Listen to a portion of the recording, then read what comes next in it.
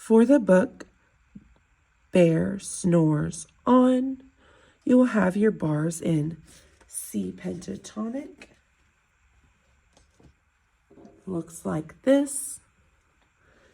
And you get to play on any bars on your side when it says, "But the bear snores on."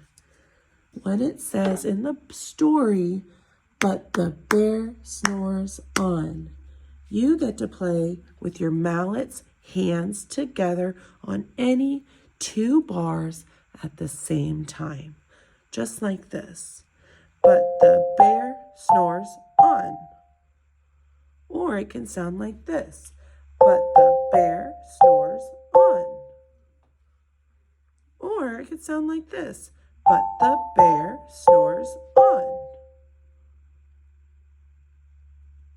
So you're going to play on the bars what you say. Okay, make sure you stay on your side of the bars and not your friend's side. If you have the whole instrument to yourself, you have so many options. You can play, "But the bear snores on." Or you can play your mallets close together, "But the bear snores on."